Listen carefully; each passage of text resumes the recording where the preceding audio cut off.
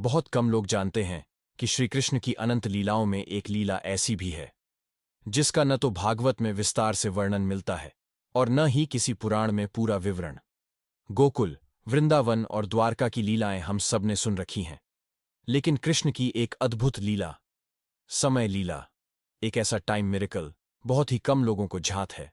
आज हम उसी भूली बिसरी कथा को सुनेंगे, एक ऐसी कथा जो समय की धारा में छुप गई थी।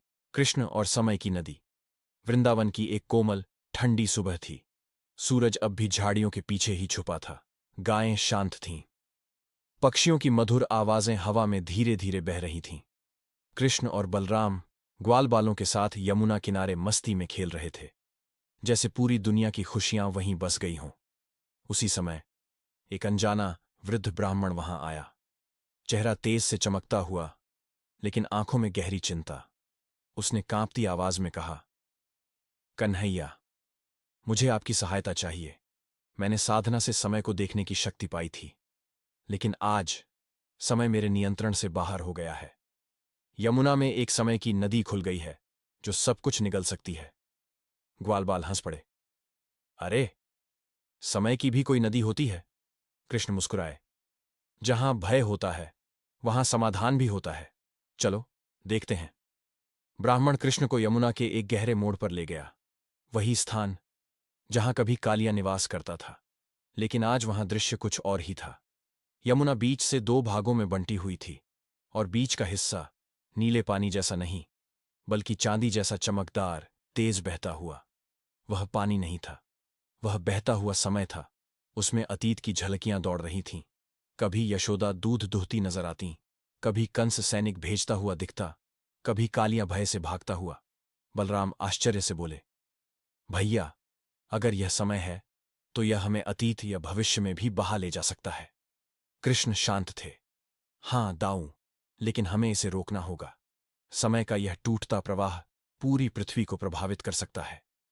अचानक कृष्ण की निगाह नदी की गहराई में गई, जहां एक काली विशाल बदलती हुई छाया हिल रही थी, जैसे कोई जीव समय को खींच कर निगल रहा हो। ग्वालबाल डरकर पीछे हट गए, लेकिन कृष्ण आगे बढ़े। नदी से एक भारी आवाज गूंजी, मैं हूं कालचर, समय का चोर। मैं भविष्य चुराता हूं, अतीत से खेलता हूं, और कृष्ण, तुम मुझे नहीं रोक सकते।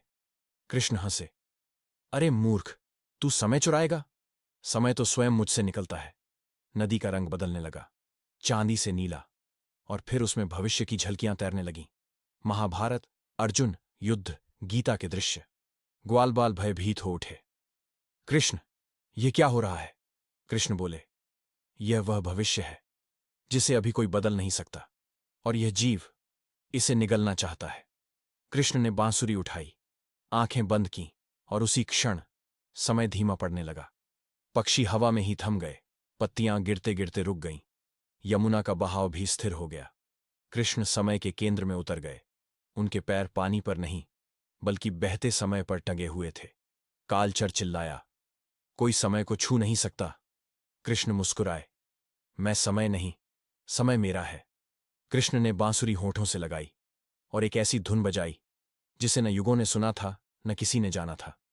यह धुन हर सांस, हर युग, हर जन्म, हर भविष्य को नियंत्रित कर रही थी। समय की नदी चमकी, पहले सुनहरी, फिर गहरी नीली, और फिर बिल्कुल पारदर्शी। कालचर दर्द से चिल्लाया, नहीं, यह मत करो। कृष्ण शांत थे। तूने समय चुराया, अब समय अपने मार्ग पर लौटेगा।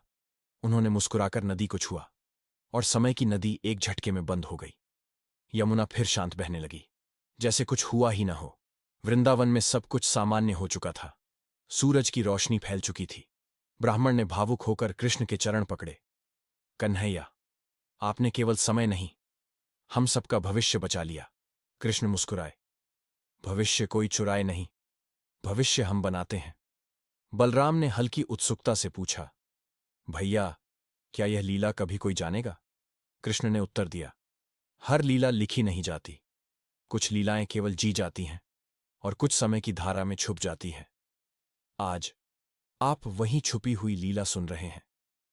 कृष्ण की यह लीला हमें सिखाती है कि समय हमारे नियंत्रण में नहीं होता, लेकिन करुणा, धर्म, प्रेम और प्रयास हमेशा हमारे हाथ में रहते हैं।